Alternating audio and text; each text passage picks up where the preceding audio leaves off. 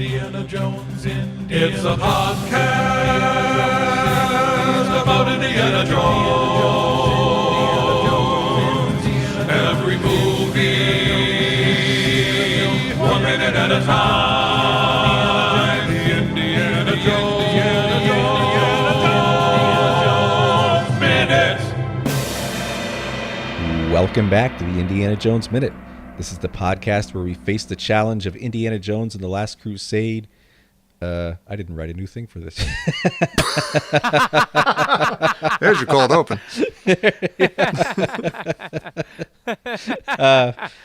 We talk about Indiana Jones and the Last Crusade 1 minute at a time. I'm Pete Muller. No, how about this? We march through Indiana Jones and the Last Crusade. You go. How about we strangle to death the film Yeah. Indiana Jones and the Last Crusade while it screams? We squeeze and then scream our way through. Yeah. All that stuff. Gross. About minute 70. I'm Pete Muller. I am Tom Taylor. I'm Gerald Christopher St. Venerius the Hermit Porter. He's a patron saint of lighthouse keepers. Oh. Wow. Yeah, true. Well, I mean, that's why he's a hermit. yeah. That or he's one of those obsession things, and everybody left him. Yeah. Way Yeah. into lighthouses. They're like, this is getting to be a problem. Yeah. Get out of my lighthouse. And a man that no one would like to leave. We would like him to stay here as long as he can. Mr. Kevin Maher from Kevin Geeks Out. Welcome back. What I love about the hermit lighthouse keeper is everyone who comes to shore has no idea. They think, oh, this guy's so friendly. They figure it out after a while. Oh, yeah, Get out of real here. quick. You don't understand. You just don't understand. There's a light on top. I'm a beacon. I'm saving lives up here. I like the anger in that one, Jer.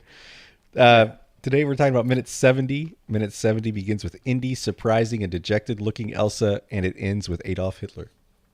So Elsa's walking along kind of weepy-eyed, and she's wearing somebody's black leather overcoat. And I'm wondering, does this mean she has a boyfriend? Or maybe even a husband that gave it to her to keep warm? Or did one of the guys up on the stage give it to her? Could that Do you not think just that- be hers? It looks big. It looks like the way she's wearing it looks like she put it over her shoulders to stay warm. What if it's some alternate Indiana James type guy, Oh. and he was about to find the spear of destiny, Yeah. or he's about to find the bones of Saint Peter or Saint Yeah. Venerius, the lighthouse keeper. And she went to town on his nose because he had his mother's nose. Oh. Exactly. She's just doing. Maybe it's his jacket. Some some unsuspecting archaeologist. Speaking of this jacket and this look, I have a question for you, Tommy, and you best get this right. Where have you seen this vibe before? Elsa's walking down, She was got working the as a whole look. waitress in a cocktail bar. Oh my God, I love you! That never was occurred to me it. until you asked. But that's Yeah. totally it. Crystal clear. She's right out of Human League. She's right out of Human League. That's awesome. Yeah. And and even the way she's walking, it's kind of like a slow thing with the baggy overcoat and the red lipstick, and she looks kind of like pale, and Yeah. she's got the hat kind of cocked to the side. That's pretty God, awesome. I can't believe it. God, I love you. We're friends. Right, yeah. Let me show you a lighthouse. You might understand. You understand me, Tommy. I get you in your lighthouse. Join. Actually, I had a question for you, Pete. You're one of those 1930s fashionistas. Why is Glad you did that Elsa's with hat Anistas. tilted? What's that? Yeah, that sounds good. So worried where you were going with that. Speaking of fashionistas, why is Elsa's hat tilted? Like, what's the deal behind that? Is that was that just sort of the a fashion statement, or does that show us that she's morally crooked? Ooh, I like that. Yeah. I'd say a little bit of both. Yeah. Yeah. What is that? I mean, for some reason I smell the word jaunty around here. Is that? I was is that thinking wrong? rakish. Oh yeah. Oh. Rakish. Okay. But yeah, jaunty works, I think, too. Yeah, those both work really well. Yeah. This Is it- jacket, I mean, by the way, I'm why looking at did- this jacket. Looks like it's 8 sizes too big. This might be Goering's jacket. Really? It's It's Curran's huge. jacket. Yeah. That Yeah. load. What is? Why did people wear the hat like that, tilted? You see it all over the place. You do, and I'm just saying, who started that, or what did it signify, or like, was the sun in a weird place in the whole 1930s? Everybody Yeah. never moved. You're Yeah. only They cool just if you're facing a certain direction at a certain time of day. Yeah. When the But sun it was to a your sign left. of like being cool back then. Like if you wore your hat at that angle, it was like, oh, I'm cool. I'm with it. Yeah. Sure, and that's how it comes across. Which is the reason I brought this whole humanly thing up is this opening shot for this minute doesn't look anything like an Indiana Jones movie. It's kind of true. Yeah. Yeah. But it does. It also has a like a lonely romantic element to it that she's like regretting. You know, we don't know what the tears are about because in the previous minute we saw that her eyes are welling up at the book burning, and she's really experiencing a lot of emotions right now. And how much of that is regretting the betrayal of Indiana Jones, and then he comes back. Yeah. And I feel like the dialogue could have been a little more misleading because she says, "You came back for the book," like that. That she thought, "Oh, you came back for me," and it would have been a better setup if Indy's line has been, "I came back because you've got what I want," Right. which leads her to believe, "Oh, Yeah. you love me." Yeah. Don't I you was want kind of me? wondering And that, then it turns out it was the book. He came for the book. too. But when he comes up to Doesn't her, she he sort of have goes- a little bit of that though? Like she doesn't realize quite why he's there until he just like reaches in and takes the diary. Well, or I can't something? tell if she's smiling or grimacing. Like it's almost like she's smiling that he's back, or she's grimacing because he's back. I can't tell what she's doing almost for a second when he Right. throws her against the pillar. But then he when he comes up to her, he says, "Fraulein." He says, "Fraulein Doctor," in like this weird German accent. Mm-hmm. And is he trying to pretend to be German by speaking English with a German accent? Like, is he trying to fit in? I think it seems kind of sarcastic. Sort of Yeah. like, You think it's just I'm like- in yeah. Berlin. I'll talk like these weirdo kraut jerks. It's also he's underlining the idea that she's one of them. Yeah. Yeah. Fräulein Schneider. Let me show you. You know, what I am used to. What's interesting is she's wearing the hat. She's wearing sort of an off-color, like an off-white shirt, and she's wearing a tie. Yeah. And I'm wondering, you're like, who else wears that in this movie? And I'm wondering if it's like she bested Indy, and then she kind of anointed herself or christened herself, like, I'm the new Indy. I'm going to go get a tie, and I'm going to get a shirt, and I'm going to put on a jacket. I can't get that one that he has, but I'm getting my hat, my shirt, I'm going to get that tie, and it's almost like she's her own fedora, and she just kind of christened herself Indy. And the reason I was wondering that is when Indy comes back, he goes, "Where is it? I want it." It's like, does he want his tie? Yeah. Because this whole scene is very, very strange. It is. It's like, does Elsa actually think that Indy came back because he loves her? She can't. Yeah, exactly. She can't. Although she does have the line like she says, he's like, "Who gives a damn what you think?" And she says, "You do." Yeah. And you almost think he might. Like he was Well, I think so weirdly Well, hurt that Pete read the screenplay. He knows the Yeah, I was about to say that. Because the screenplay spoon feeds you the interpretation of every piece of dialogue like that. Oh. Yeah. Pete, have at it. What is it? Well, Elsa, she says, "You do," and it says, "Now it's as though she had slapped him right back." Oh. Yeah, that's not in the movie at all. Yeah. He's super weird. I'll just say it. He's super weird in this. I'm not watching Indiana Jones right now. This is a super weird scene for him. He's got this weird gravelly really fakey angry. I want to say to him, knock it off. You're not mad. Like he's just being mad, and it doesn't make any sense. I don't like it at all. Yeah. Wait, it's really. He goes, "Where is it? I want it." Who gives a damn what you think? Yeah, he does that too. Yeah. No. I'm upset. I'm like, I'm rubbing him out. wait a minute, we got it. That's a Daffy Duck. That's a Daffy Duck reference. I thought that was a bulldog. Rub you out, see? But I was wondering, what emotion is it? What emotion? Well, it's like, okay, I know it's supposed to be anger, but I've never ever seen this emotion on Indiana Jones before. Mm-hmm. His anger, we've seen him furious before in anger, but it's always like seething. It's always like just boiling under the surface, kind of like, you see that he's angry, but he's not like yelling and growling and stuff. Yeah. It's this is weird. This just feels very you're supposed to be angry in the scene, Harrison. All right. I'll yell a lot and growl. Well, is Elsa playing Indy again by screaming "You do," or does Indy still really care about her? And is that why he so violently threatens to squeeze her life out? Well, Is it because he still cares, even though she's completely betrayed him? And when she says "you do," it stings.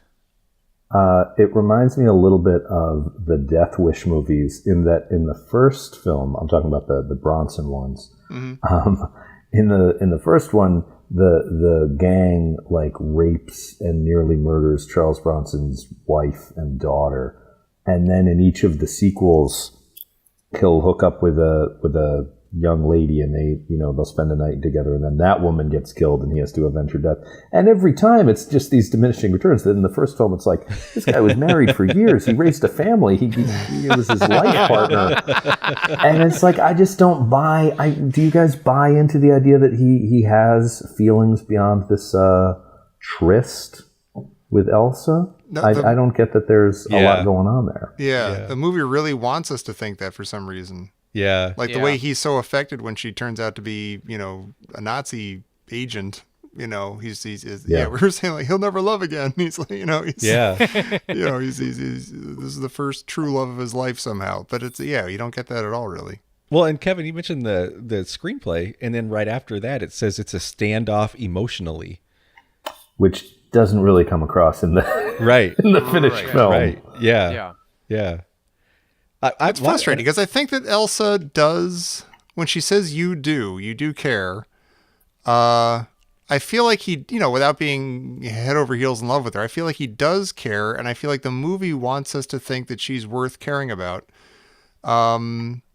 But like, just a couple scenes before, she was so like clicking her heels and so excited that she got one over on Indiana Jones, and she had him tied up next to his dad and everything, and these aren't the same people. Like this woman here who's upset and conflicted about being with the Nazis, and that she upset Indiana Jones. Like she's not the same person who this is how we say goodbye in Austria and everything. Unless she just had to work her way up to do that. Like she had to kind of get herself in the right frame of mind to act that role. And this is him catching her off guard. It's also very unusual that the camera is positioned in such a way that the camera is looking at Indy's back when they're having this supposed emotional standoff, and you don't even see his face. His hand lets go of her throat and he backs away from her. But if that was supposed to be a big emotional payoff, we got more emotion when he was looking at the sign 2 minutes ago. Yeah, that's true. That's a good point. True. Yeah. So it's all one take too. I wonder if it's just like this is all one shot. I wonder if it's like we forgot to do any coverage or anything. Oh well, we'll just stick with this. But I agree with you there, Tommy. It feels like they're not the same people. Mm-hmm. They either like maybe Elsa did too good a job, or Alison Doody did too good a job pulling off all that glee and got one over on Indiana Jones. This is how we say goodbye in Austrian. Yeah, and that's fantastic. I love her like that. Yeah, me too. Well, I've got an excellent question here to paraphrase Tom and Jerry. Why does Indy assume that Elsa has the diary on her person? Yeah. See, I mean, when Henry suggests, "Hey, we have to go to Berlin to get my diary," you just want to be like, "Are you insane? Like, you're nuts! Like, how are you? Where's the diary? Who's got the diary? Like, why wouldn't they, like, go to her somebody may have taken apartment to Berlin. Like, why do they Berlin's a assume big place. she didn't put it in a safe or something? She has it at the book burning rally. Like, this seems Right. like an odd place for them to assume that she has it. Yeah, that's pretty. Well, random. I would think that maybe Donovan would have it. Well, only because he's funding the whole thing, right? He's overseeing everything, and she procured the diary, which was that was her job, right? Yeah, although he didn't seem And to so be she- interested in it once he realized there were map pages missing. Yeah. Like, I think he only cares about it as a That's device true. for getting to the Grail, and he figures he has That's everything true. he needs from that. So what happens to Elsa after Indy gets the diary and he tells his dad, "Hey, let's move"? What happens to Elsa? Like, why doesn't she just go tell the Nazis on stage, "Hey, the guy that took the Ark of the Covenant is standing right over there"? Like, does she want Indy to be saved? Like, is she kind of helping him out here, or what's going on? Because she seems like there's a lot of things she could do here, and she just disappears. Right. I think that's a problem, that we don't really know what she wants, and I understand that's part of the moral ambiguity of the character, and that Indy and Henry don't know what she wants. They don't know what her true self is. But I kind of feel like the audience has no way of really understanding her. And I think her moral ambiguity kind of reminds me of the relationship between Batman and Catwoman. And if you look at one of the episodes in the 1960s TV show, there's a great scene where they're in a cave, and she's got like a bag full of diamonds or something, or maybe it's gold. It's something really heavy. And she is hanging from the side of like a cliff, and Batman puts his hands out to her and he tries to save her, and he says, "You have to let go of the loop." And she doesn't, and that's what causes her to fall down the crack. Which, keep that in mind for 100 episodes from now. Sounded weirdly familiar. I can't put my finger on it. That episode was put into a Viewmaster that I saw when I was a kid. So it stayed with me. It imprinted on me much more than just watching the television show. Better that than the one with the giant clam that eats Robin. One freaked me out. But I think in DC Comics they do play with the idea that Batman wants to like reform and rescue Catwoman, and that she's not all bad. And again, that's something that I feel like popular culture gives to women more than men, that they have this kind of flexibility. Yeah, I mean, does Indy ever try to reform and rescue Belloc? Right. Yeah. No, he does not. or do we think he ever did to Forrestal? Right. Like Forrestal, stay out of the light. I'll give you a little hint. Just answer my phone calls, will you? Quit showboating Stop all the being time. Stay out of the light. such a jerk. Yeah. Just say hi to me in the hallway. Well, speaking of saying hi to me in the hallways, I'm assuming this is 100% unintentional, but it's really interesting that when Hitler shows up here at the end of the minute and all the kids are holding out their books to him, it almost exactly mirrors the scene of all the kids holding out their books to Indy in Barnet College at the beginning of the movie. Oh, wow. I was gonna say it's an interesting counterpoint to Raiders, when Belloc is gonna have Indy killed, and then all the children come to his rescue and surround him. Oh, yeah. Yeah. So That's that funny. in that movie he's rescued by a group of youths, and this time he's being, indirectly threatened by their presence. Yeah. Yeah. Damn kids. Even though I don't like his anger in like most of this minute, like his "let's get the hell out of here" Yeah. to his dad is actually really fun. Like, it's just, it's not meant as a joke, but it's just very like, it's honest. It's like, Yeah. I hate it here in Nazi Berlin. Let's go. Let's leave now. Oh yeah, that's a great line. He's relieved and disgusted. Yeah. And I think it goes back to what I was talking a minute or two ago about how he's just really angry. Yeah. He's really angry. He's just like, Yeah. all right, fine. I got to go. I'm going to do it. I'm going to hit this guy over the head. I'm not even going to bother to put his boots on. I'm just Yeah. going to dress up enough to get, I'm going to rip open, Elsa's coat here, grab the diary, now let's get the hell out of here. Mm-hmm. Yeah. Don't like it. Yeah. Yeah.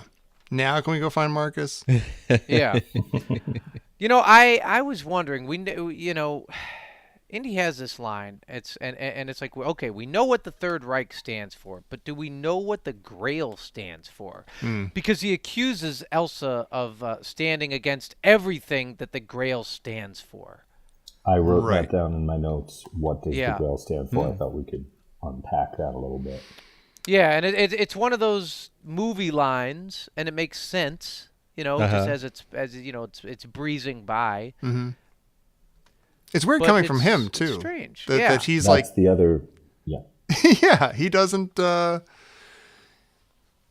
He's not a student of this stuff. He's not emotionally vested in this Grail business. The only way I justify it then is that he's trying to like rub her nose in it symbolically. That her passion is for the Grail above all else. That's what she cares about, which Yeah. is interesting because it means that she probably has a closer kinship to Henry. Yeah. That they have a shared obsession. They have a shared love of the Grail. So for him to bring it up, I think it's more to just kind of rub her face in it that she's compromised what she in theory believes the Grail is about. But I would love to hear from you guys about what the Grail does stand for and represent in the movie. Oh hell! Don't do that to us. We don't know. I mean, we've been kicking us around. I don't know. We can't figure it out. I mean, everlasting life. You're like, sure. That's a bedtime story I'd like to wake up to. Right? You're like, Right. okay, so it's everlasting life, or if you do the whole like Celtic thing, like a horn of plenty, and sort of like I guess what the Sankara stones would, signify, sort of bountifulness. It's sort of like But here, yeah, I don't. It's everlasting life. Go But ahead, Henry's Tommy. introduced a new concept here on Wednesday a couple minutes ago when he said the armies of darkness will march all over the earth, and he's introduced this idea that it's also a very powerful weapon, perhaps. right, or at least it'll keep the armies of darkness healthy and young or something. Or theoretically, the armies of light. Yeah. Whoever wins, yeah. But I think that's the more we talk about it, and the more we hear about people's ideas about the Grail in this movie, I feel like it's more like, it stands for human hubris, and people getting the wrong idea about anything and just want to get their grubby mitts on things. Yeah, that's I mean, I don't think Henry is right for searching for the Grail, like actually physically trying to find it and grab it. I don't think Hitler is. I think they're all kind of just read between the lines. You're not supposed to be looking for this thing. You're supposed to leave it alone. Let's go to church or something. If we pull back and extend that out, it's exactly the same as the Garden of Eden. There's one thing here. There's you can enjoy the world, enjoy the planet, do whatever, but just don't touch this. Even though I'm leaving it right here. And I'll even give you a map as to where you can find it. Yeah. Or I'll even give you a headpiece, and you can put it in the map room at Tanis and find it. Or, I'll even point to where the tree is in the center of the garden. Just don't touch that one. I'm leaving it here, though. Don't press this bright red button. Yeah. Whatever you do. But we don't know that it's God saying that or if it's just Cosm saying that. Like, I mean, if we look at look, everybody's face melted. That wasn't Cosm. well, that's a different true. that's a different thing. Sure, but I mean, I think what's going to happen with the Grail, I can't remember. I haven't seen it in a long time. But if there's any sort of self-destruction, or if anybody dies some weird-ass death, then it's probably Yahweh with a no. I asked in the last episode, is Indiana Jones a character who is all about World War II and fighting Nazis? And I wonder, is the Grail atomic power and atomic energy that, in some hands that can be used to keep the lights on in a schoolhouse, and in other hands it can be used to create an atom bomb to bomb Hiroshima. So I wonder if that's just the symbol of power Yeah, I like that. Yeah. That's really and good. how you Yeah. use it. Yeah. And then if you Yeah, it drink seems like- from it, you might survive a nuclear blast in a refrigerator. Just maybe. Well, There's Pete, math what to do you back that think? up. What do you think the Grail signifies here? Like, do you think Indy just had a long, a long ride on the motorcycle after Henry's little speech to think about this? He's like, "Ma, maybe it is a race against evil." No, I think it's Darn, exactly Elsa. what Kevin was saying. I think he's just slapping her with it. Like, I don't think he buys it. okay. I don't think he buys it. I think it is like Tom said. It's just hubris. Like, it's everybody thinks they understand the Grail, and in actuality, nobody understands what the Grail actually is. Yeah. that's looking for, because they're all looking for it under the for the wrong reasons. Like, or it could be as simple as like, the Grail is, it's a Christian thing. It's what would Jesus do? Like, I don't think Jesus would be into this Nazism business you guys have going here. I think that's, so therefore the Grail does not stand for that either. Uh-huh. Yeah. Yeah. It's funny. God keeps leaving these little tidbits all over the earth. Yeah. If he would just clean up after himself, human history would be a lot more tidy. Yeah, and we can't figure out. It's like, here's the map to it, but don't go seeking it. Yeah. Well, anything else we should be seeking in this minute? Anybody have anything else?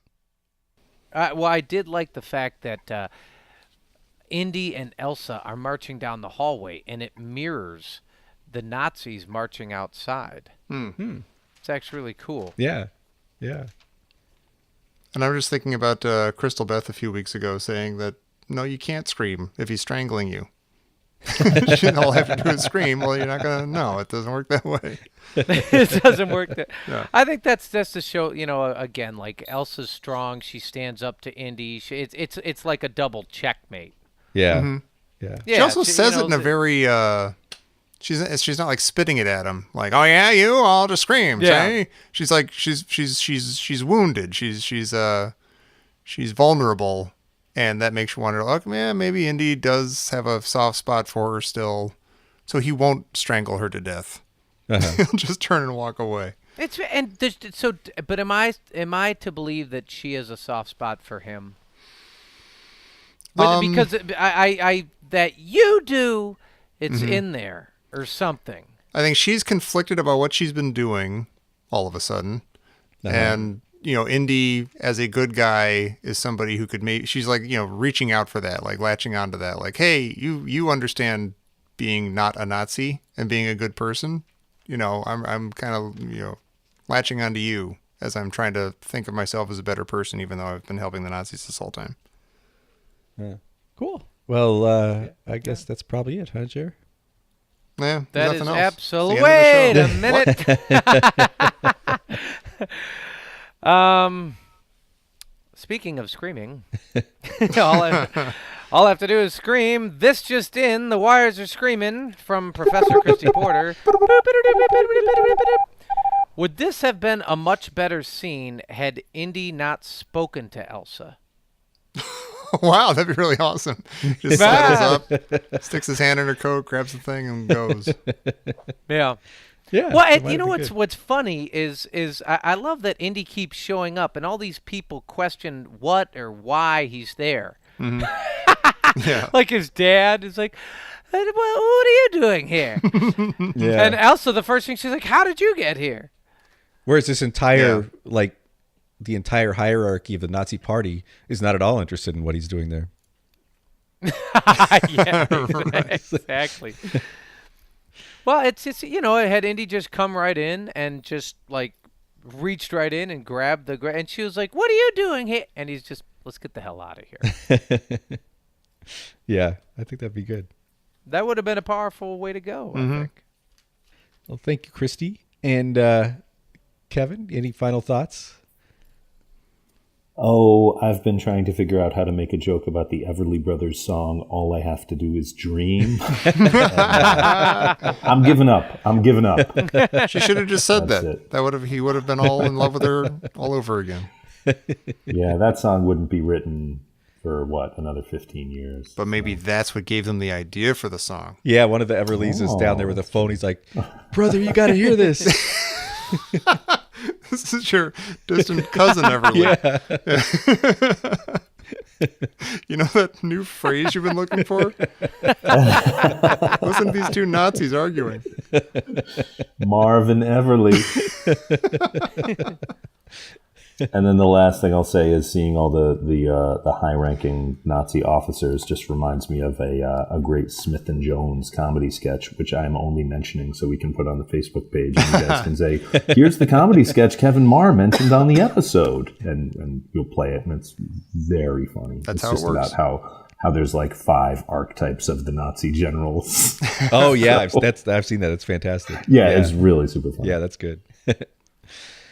Well, definitely check that out. And Kevin, you also do a live show that I've heard is very cool. Yes, it's a lot of fun where we do deep dives on different topics. We just did a show about mad science. Before that, we had a show about women's wrestling.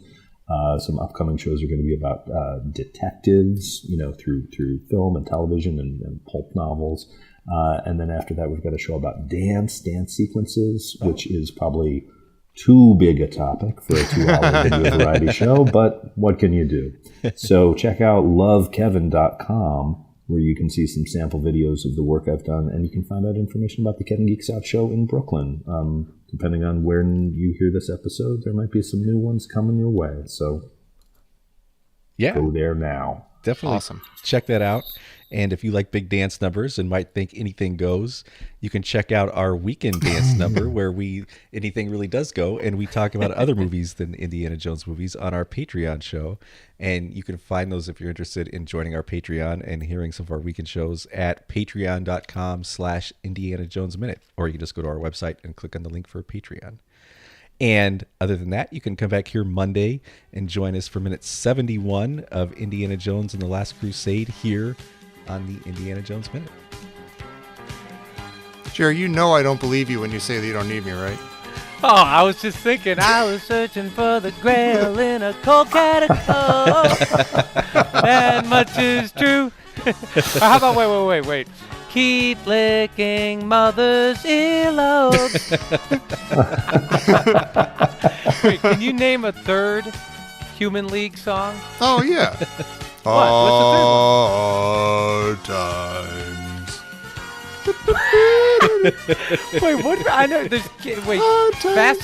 Fascination. Yeah. Don't you want me, baby? Yeah. And then Hard Well, Times. It's really good. I don't know. Oh, they also had that really crummy one, like, I'm only human. Oh, I hate that. That sucks. I hate that one. Sorry, you had to ask. End this. Let's get the hell out of here.